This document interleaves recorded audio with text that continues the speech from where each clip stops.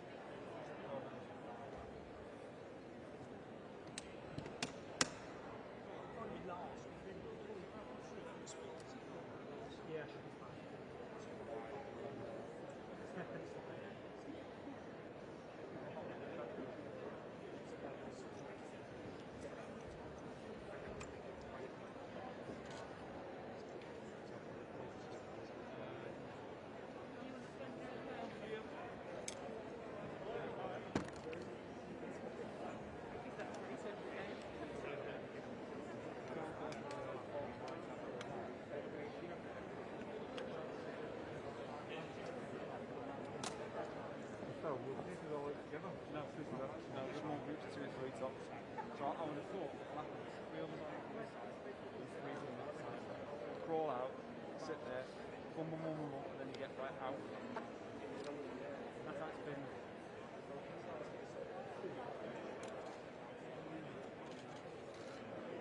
You like it, sure it was like. It's not that usually when you put the lights on,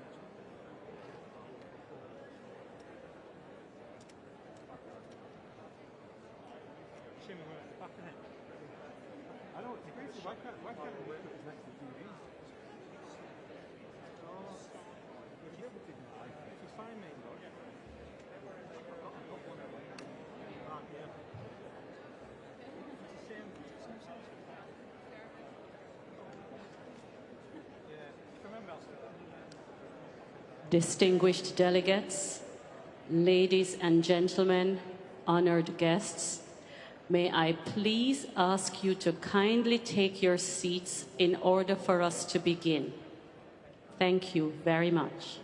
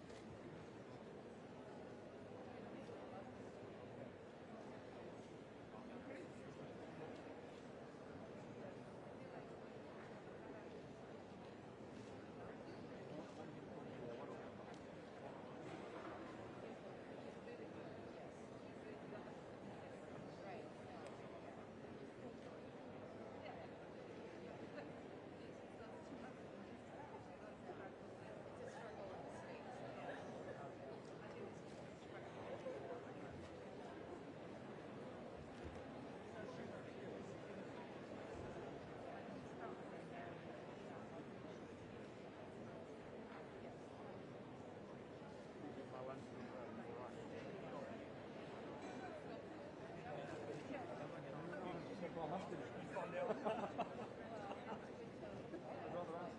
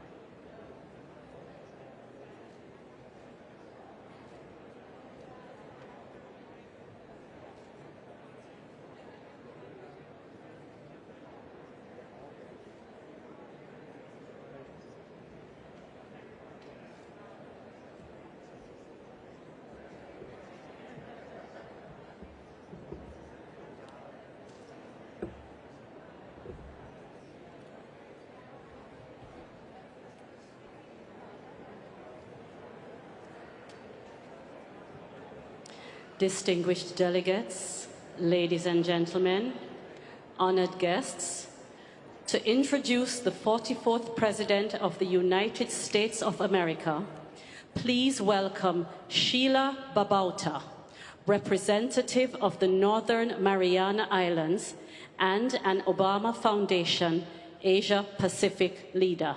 Sheila.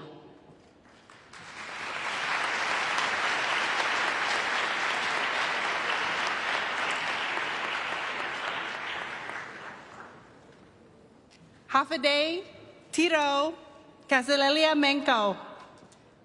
My name is Sheila Jack Babauta, daughter of Diego Regis Babauta and Dolorina Wilbacker Jack Babauta. I was born and raised in the Mariana Islands on an island called Saipan, next to the Marianas Trench, the deepest point of the world's ocean. Several years ago, I asked President Obama a question about the military presence in the Pacific Islands. He answered with, raise awareness, gather allies, and unify voices. I took those powerful words with me and kept them close. They've guided me here. I am at COP26 to raise global awareness and consciousness around ways to protect and heal Mother Earth. I am here to gather allies from and for Indigenous communities around the world. As the first stewards of the land and ocean, our traditional knowledge can guide the way. Altogether, we hold the keys to solving the issues of militarization, climate change, and climate colonialism. We are not passive victims. And I am here to amplify the voices of those who live on the front lines. On my island, storms are now unpredictable and frequently turn into super typhoons, strong enough to impact our economy, destroy homes, and create fear at the very sound of wind gusts and heavy rain, all while our shoreline continues to disappear. As a son of the Asia Pacific, President Obama understands how Indigenous people are the keepers of the land and that we are deeply connected to it. He recognizes impacted communities must have a seat at the table as we ensure accountability and action for all parties who create large emissions. Young people must do and are doing our part as well.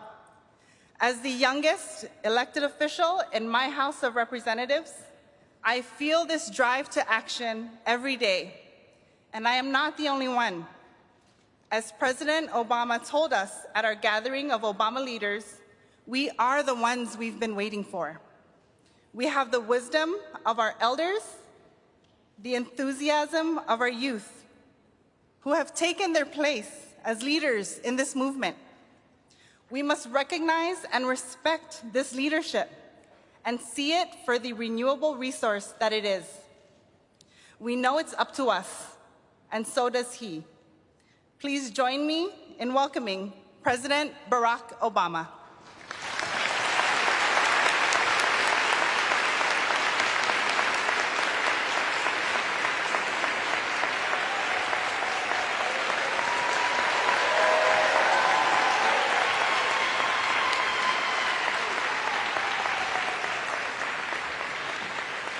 Thank you so much. Thank you. Hello, Glasgow. Thank you very much. Thank you. Please. Well, it is wonderful to be back in the UK. It is, let's face it, wonderful to be traveling anywhere these days. And thank you, Sheila, for that outstanding introduction and for all the work that you are doing in a part of the world that is feeling the effects of climate change right now. Thank you for making what sometimes can seem a bunch of abstract numbers painfully, immediately real. So we're very grateful for her. I am a private citizen now, so trips like this feel a little bit different than they used to. I don't get invited to the big group photo. Traffic is a thing again. Music doesn't play when I walk into the room. On the positive side, I can give a speech like this without wearing a tie and not create a scandal back home. I hope. But even though I'm not required to attend summits like this anymore, old habits die hard. And when the issue at hand is the health of our planet and the world our children and our grandchildren will inherit, then you will have a hard time keeping me away. And that's why I'm here today, to talk about what's happened in the 6 years since I spoke to the United Nations Climate Change Conference in Paris, and to talk about the steps we need to take if we want to keep doing big things. Because when it comes to climate, time really is running out. You heard the same message from world leaders last week. And now that they've left, here's what we can report. Meaningful progress has been made since Paris. And the agreements made here in Glasgow, thanks to so many of you, including my friend John Kerry here, who is tireless, and his team. Thanks to your efforts here in Glasgow, we see the promise of further progress.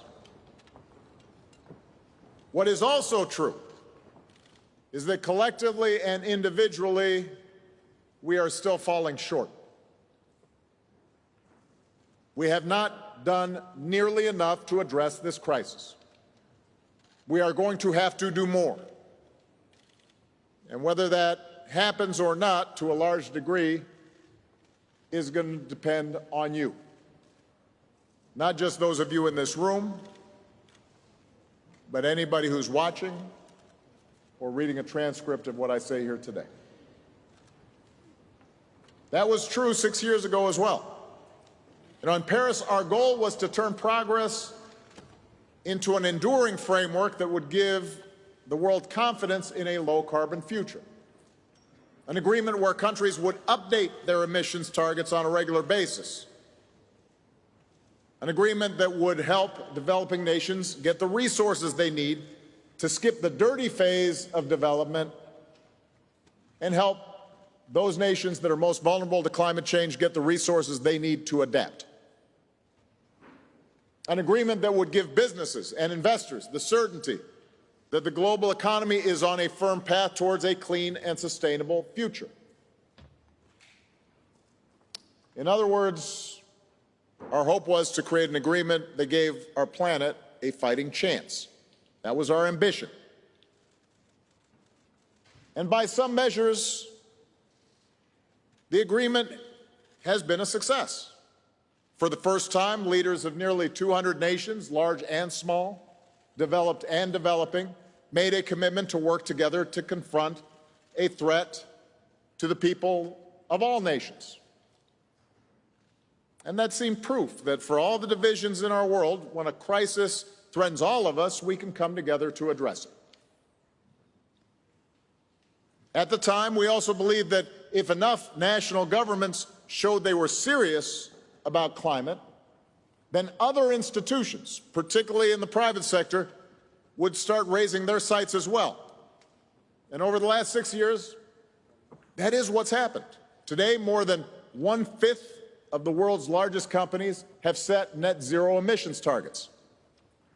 Not just because it's the right thing to do for the environment, but in many cases because it makes sense for their bottom line.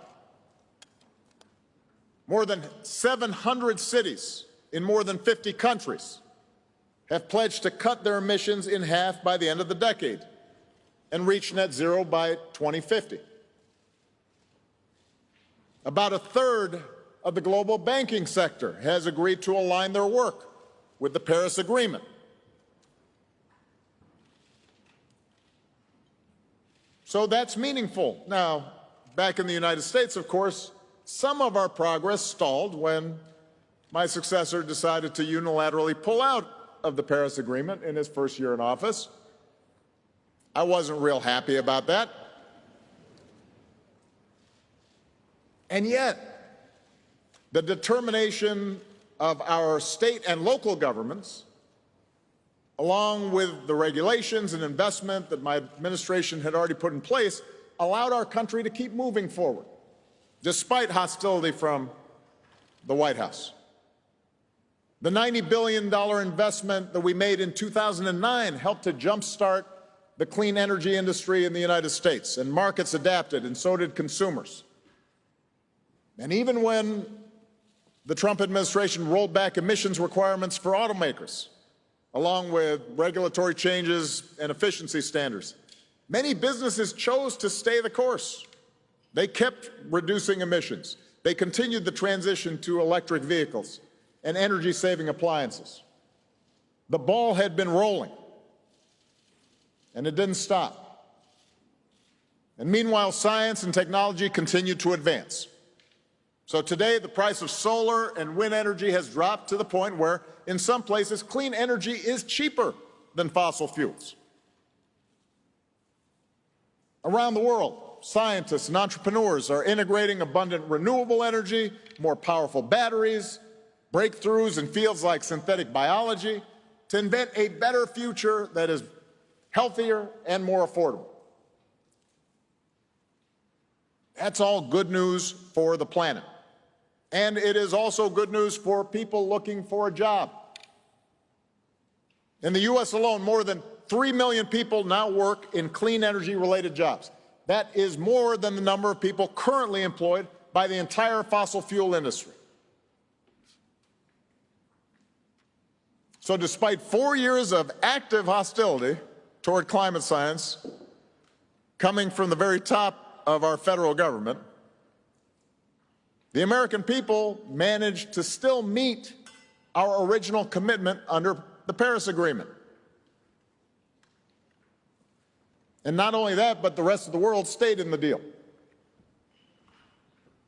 And now, with President Biden and his administration rejoining the agreement, the U.S. government is once again engaged and prepared to take a leadership role. And everybody who's been watching John Kerry run around here knows that we take that role seriously. As the world's second largest emitter of greenhouse gases, the U.S. has to lead. We have enormous responsibilities. And obviously, we still have a lot of work to do. But last week, Congress passed President Biden's bipartisan infrastructure bill that will, among other things, create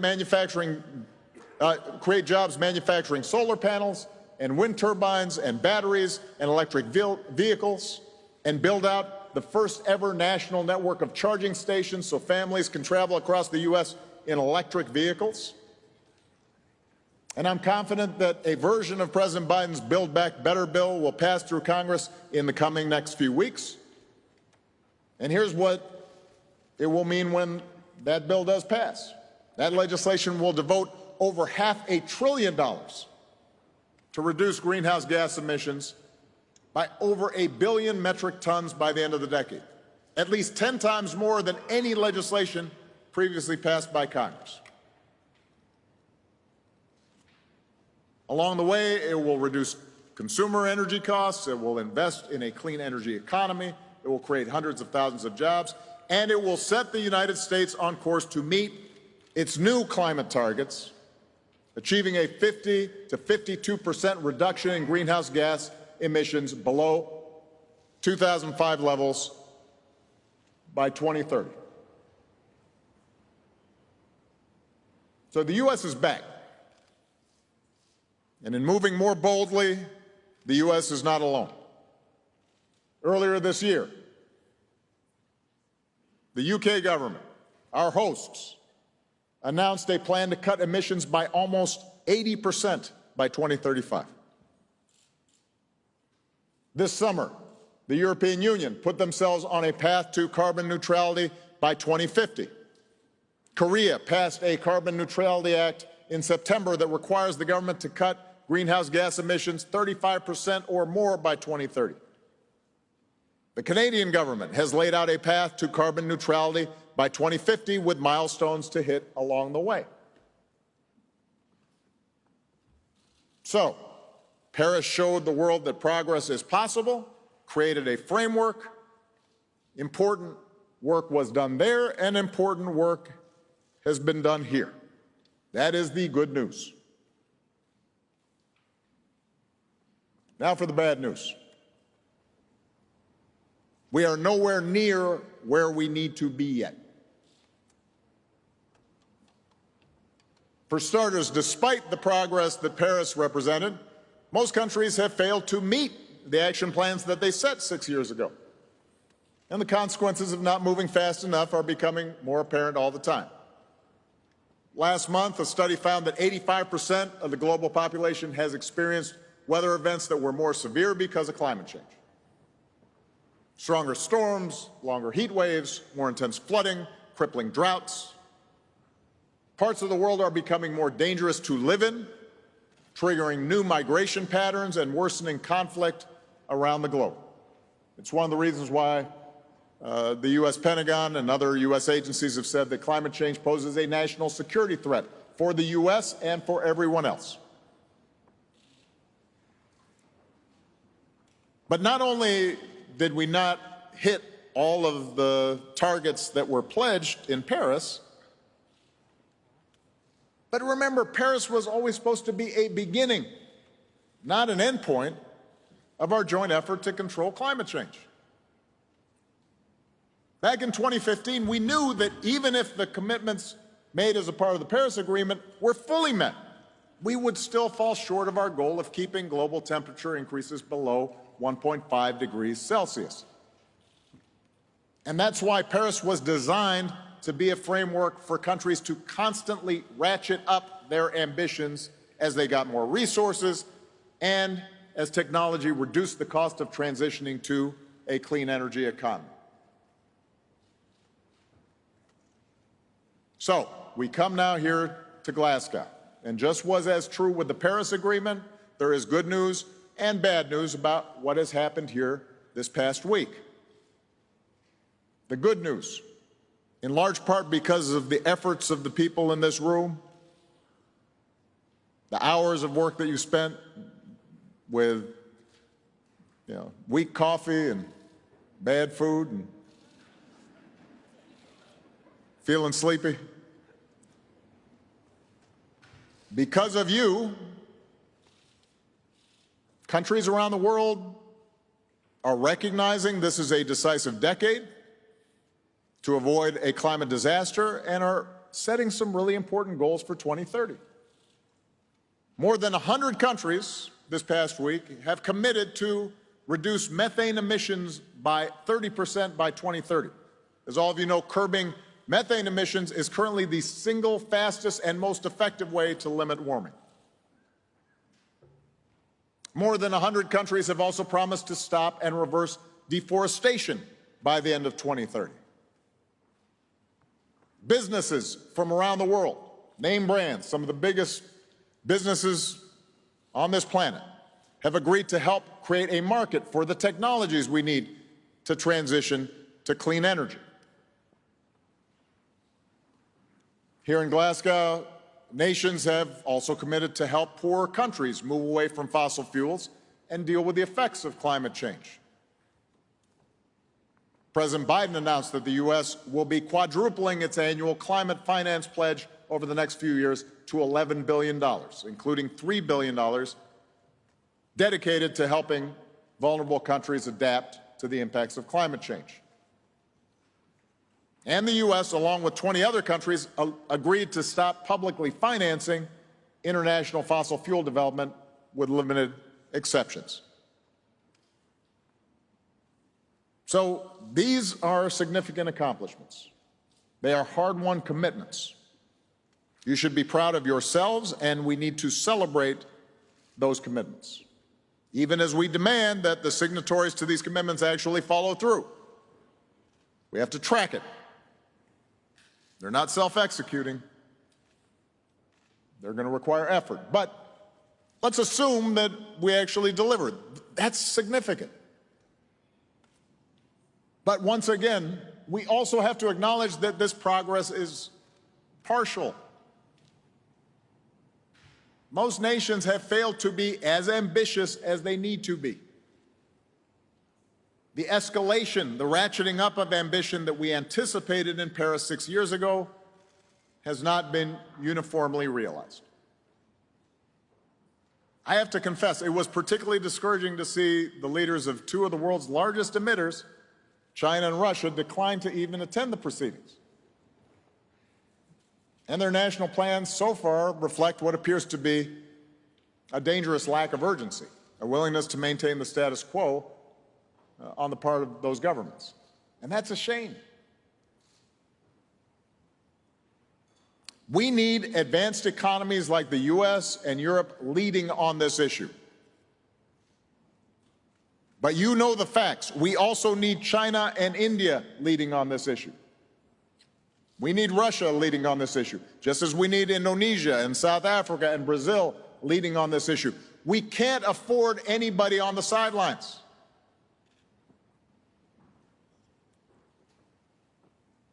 I recognize we're living in a moment when international cooperation has waned.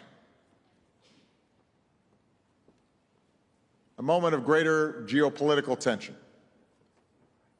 and stress, in part because of the pandemic, in part because of the rise of nationalism and tribal impulses around the world. And yes, in part because of a lack of leadership on America's part for 4 years on a host of multilateral issues. I understand that it's harder to get international cooperation. There are more global tensions. But there is one thing that should transcend our day-to-day politics and normal geopolitics, and that is climate change. It's not just that we can't afford to go backward, we can't afford to stay where we are. The world has to step up, and it has to step up now.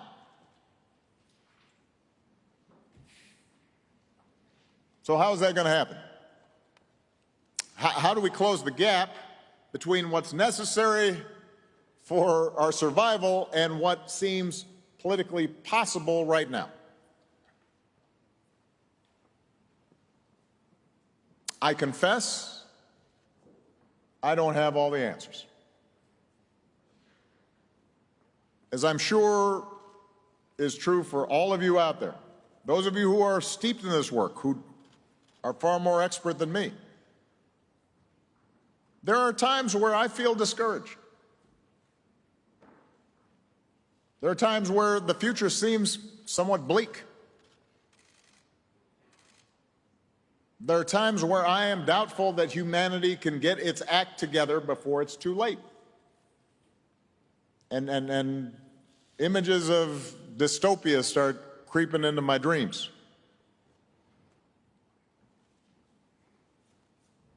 And yet, whenever I feel such despondency, I remind myself that cynicism is the recourse of cowards. We can't afford hopelessness. Instead, we are going to have to muster the will and the passion and the activism of citizens pushing governments, companies, and everyone else to meet this challenge. That's what allowed the U.S. to do its part over the last few years to meet our climate goals, even when we didn't have much leadership on it. It wasn't just elected officials or CEOs doing the right thing. It was ordinary Americans making their voices heard, making it clear we need to solve this problem regardless of the obstacles.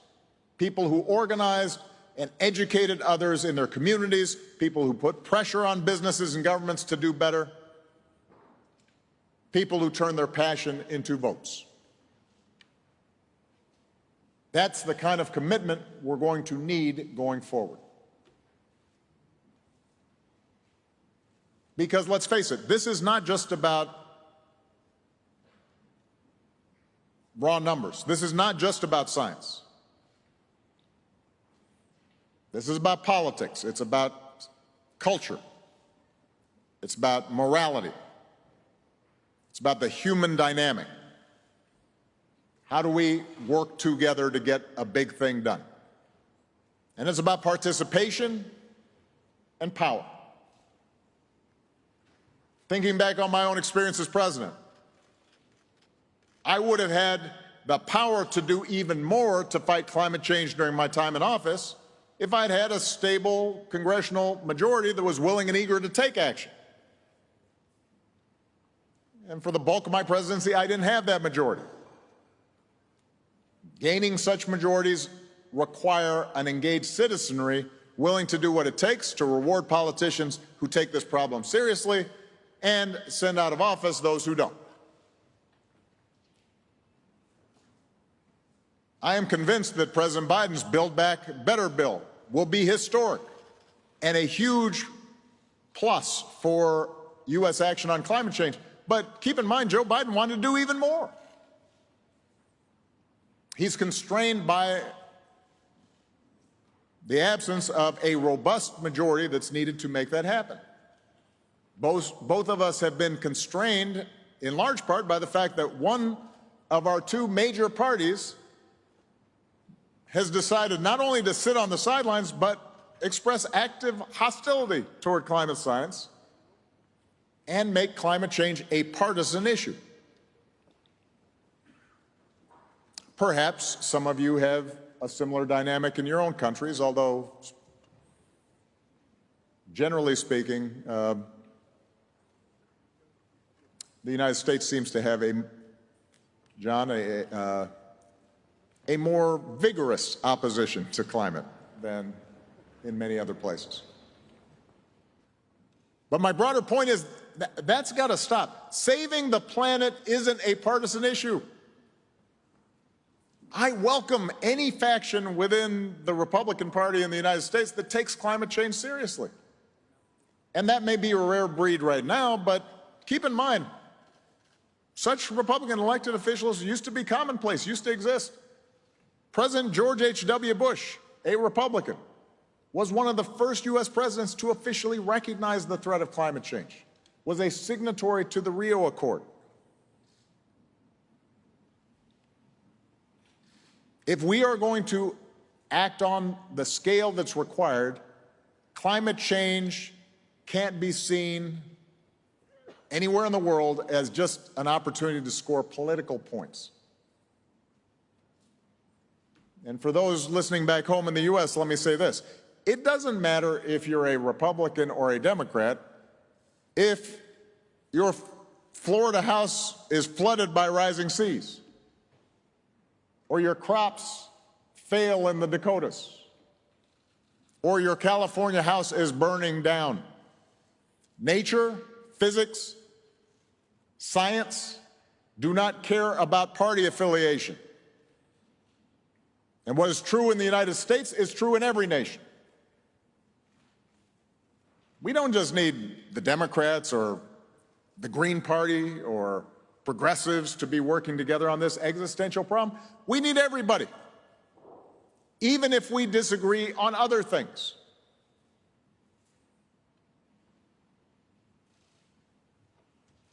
And what's also true around the world, true in the U.S., true in all the countries represented here, is that the most important energy in this movement is coming from young people.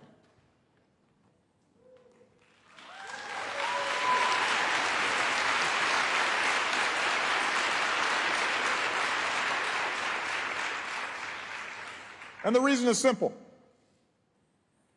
They have more stake in this fight than anybody else. And that's why I want to spend the rest of my time today talking directly to young people who may be watching and wondering what they can do to help. I am the father of two daughters in their early 20s, so I have some sense of all the stuff that gets thrown at young people these days. It's not always easy being young today.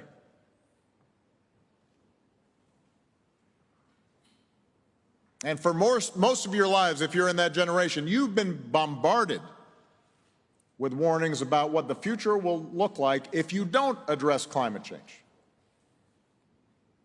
And meanwhile, you've grown up watching many of the adults who are in positions to do something about it either act like the problem doesn't exist or refuse to make the hard decisions necessary to address it.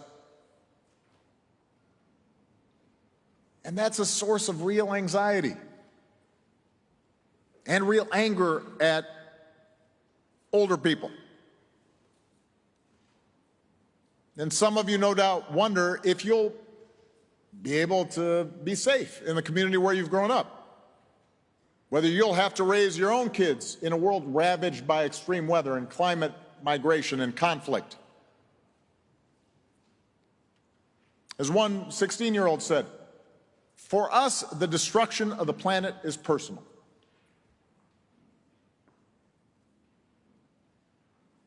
And that's why my message to young people begins with acknowledging you are right to be frustrated. Folks in my generation have not done enough to deal with a potentially cataclysmic problem that you now stand to inherit.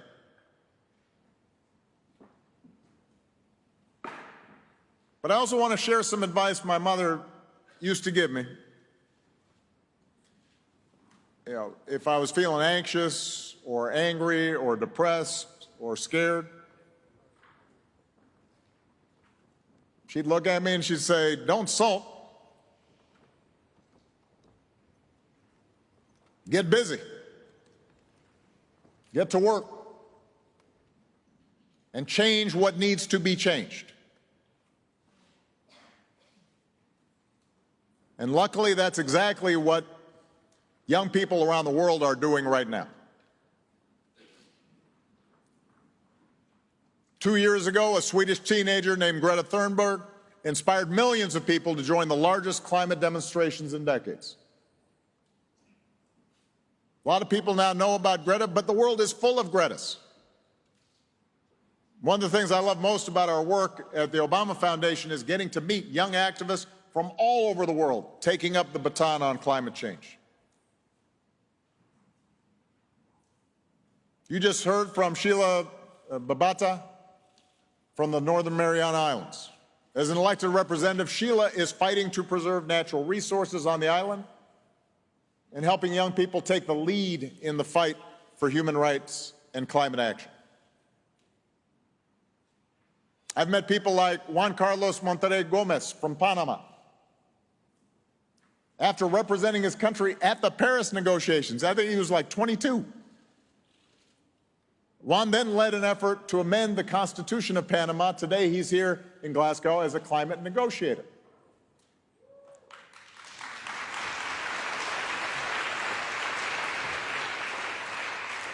We've got Colette Pinchan Battle, who is the founder and executive director of the Gulf Coast Center for Law and Policy in Louisiana, back in the States.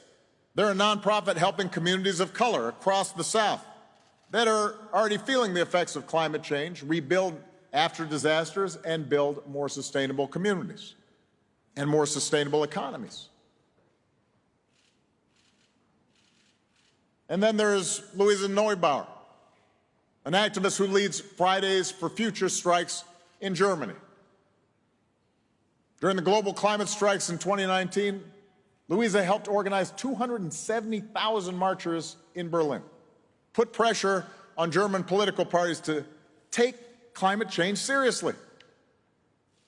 Climate change is frightening, she said. So the question is, how can we turn this anxiety into something constructive? That's what these young leaders are already doing. I'm really looking forward to sitting down and talking with some of them in a separate forum later today, because they're not just working for their own countries, they are forming a movement across borders to make the older generation that got us into this mess see that we all have an obligation to dig ourselves out of it. And if those older folks won't listen, they need to get out of the way.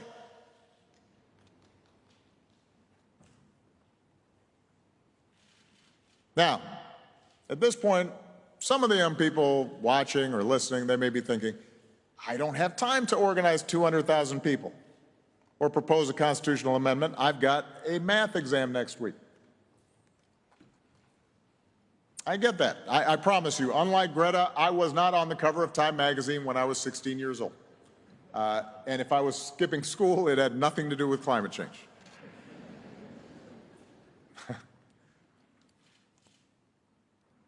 But there are plenty of things that each and every one of you young people can do that won't require devoting your entire life to the cause, but will make a real difference. And the first and most important is, if you are age eligible, to vote the issue. Vote like your life depends on it, because it does. I recognize that a lot of young people may be cynical about politics, but the cold, hard fact is we will not have more ambitious climate plans coming out of governments unless governments feel some pressure from voters.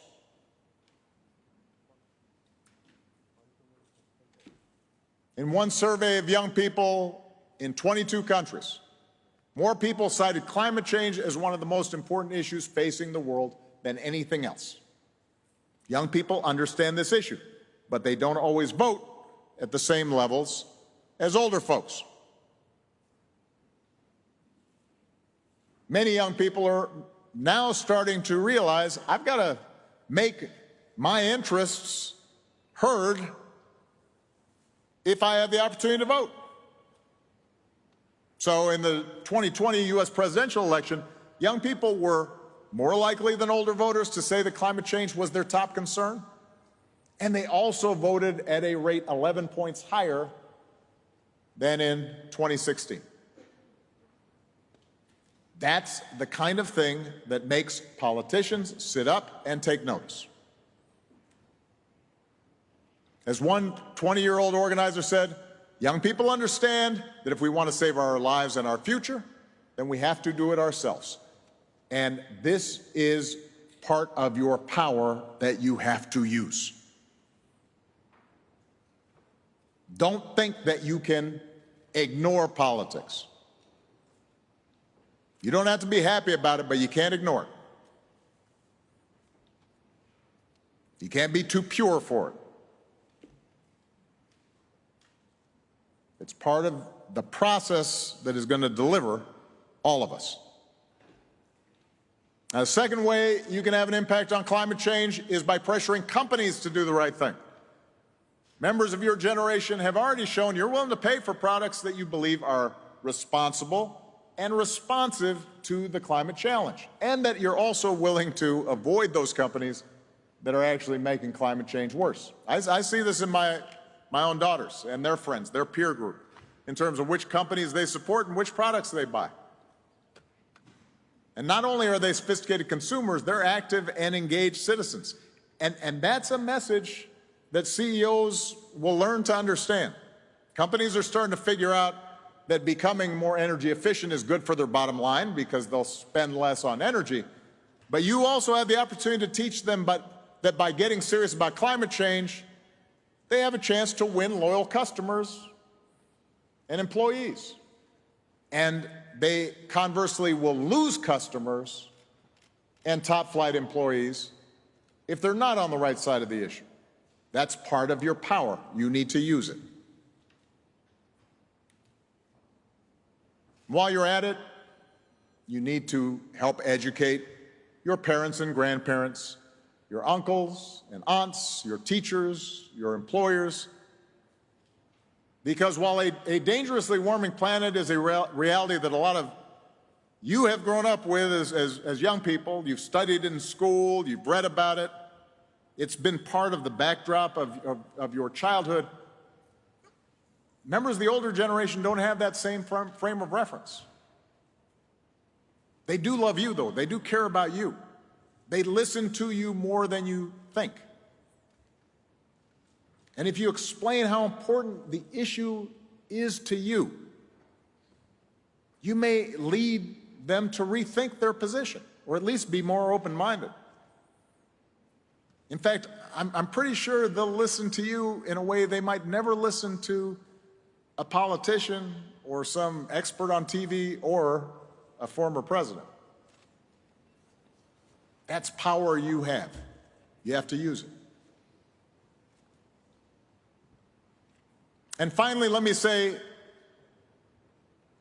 it will not be enough to simply mobilize the converted. It will not be enough to preach to the choir.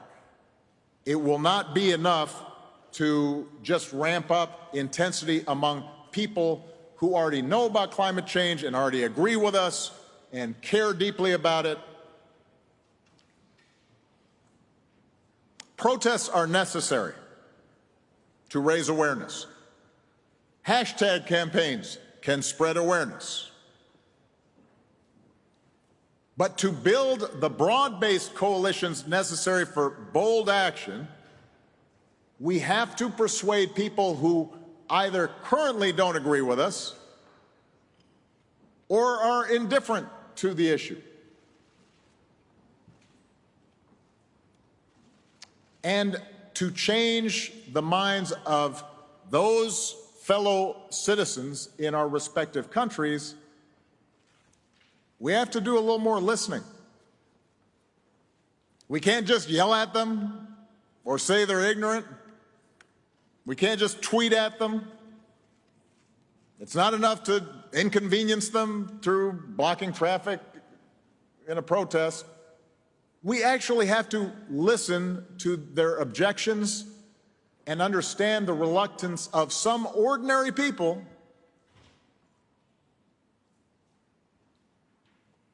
to see their countries move too fast on climate change. We have to understand their realities and work with them so that serious action on climate change doesn't adversely impact them. So listen, it is true a lot of climate opposition comes from fossil fuel companies trying to make a buck, despite the green ads that they run on TV. It's true that there are climate deniers out there who, for ideological reasons, you will never convince. But I'm not talking about them. I'm talking about the fact that we've got to persuade the guy who has to drive to his factory job every single day can't afford a Tesla, and might not be able to pay the rent or feed his family if gas prices go up.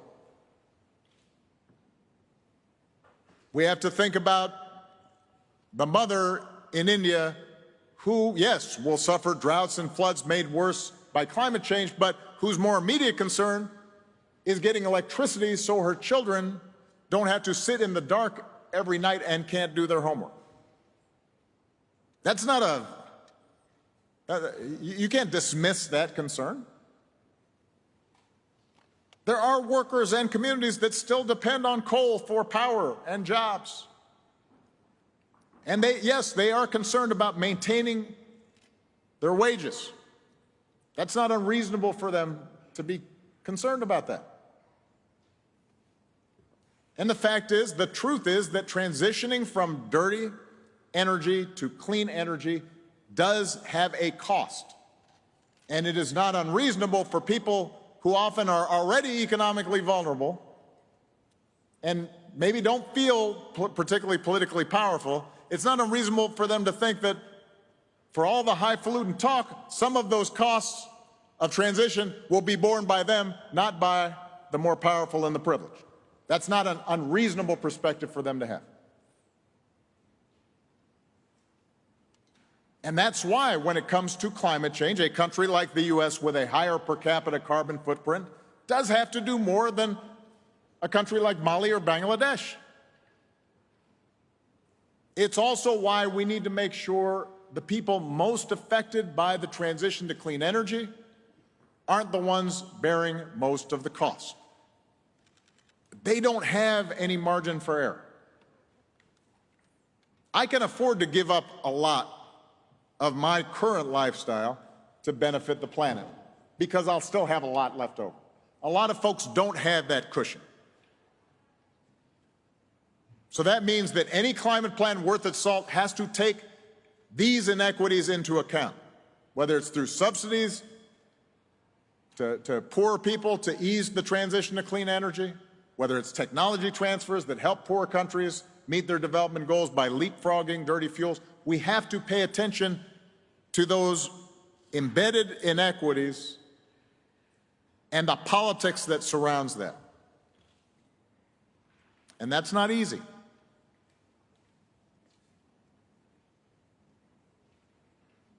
So let me close by being blunt. Keeping the rise in global temperatures to 1.5 degrees Celsius will not be easy. It is going to be hard. Existing political institutions move slowly, even when leaders are well-intentioned. International cooperation has always been difficult. It's made more difficult by all the misinformation and propaganda that can flood out through social media these days. Business leaders, let's face it, are typically rewarded for boosting short-term profits, not addressing major social issues. Getting people to work together on a global scale takes time. And right now, that's time we don't have.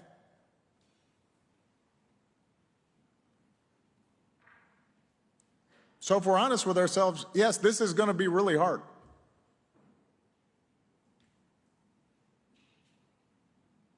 The thing we have going for us is that humanity has done hard things before. I believe we can do hard things again. Yes, the process will be messy. I guarantee you, every victory will be incomplete. We will face more setbacks. Sometimes we will be forced to settle for imperfect compromises because even if they don't achieve everything we want, at least they advance the cause. At least they move the ball down the field.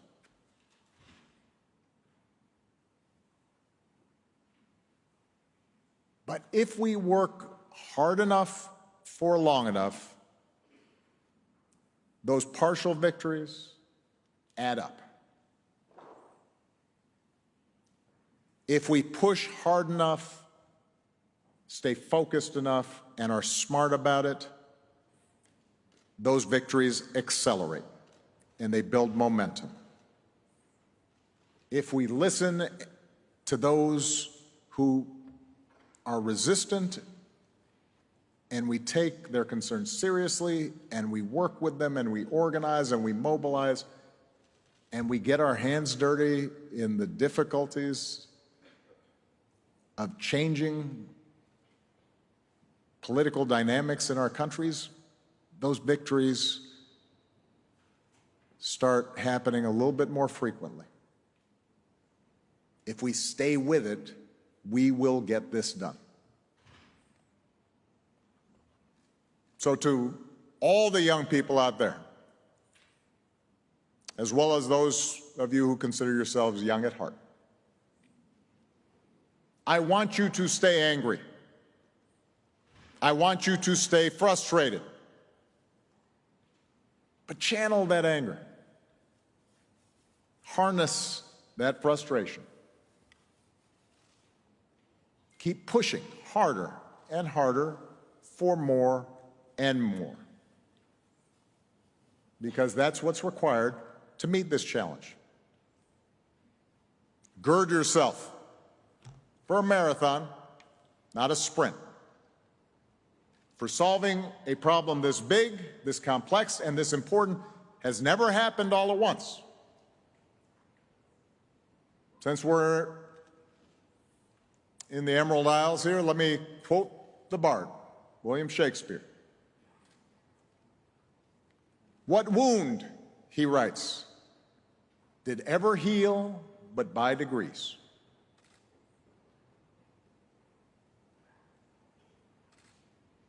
Our planet has been wounded by our actions. Those wounds won't be healed today or tomorrow or the next, but they can be healed by degrees. And if we start with that spirit, if each of us can fight through the occasional frustration and dread, if we pledge to do our part and then follow through on those commitments, I believe we can secure a better future. We have to. And what a profound and noble task to set for ourselves. I'm ready for the long haul if you are. So let's get to work. Thank you very much, everybody. Thank you.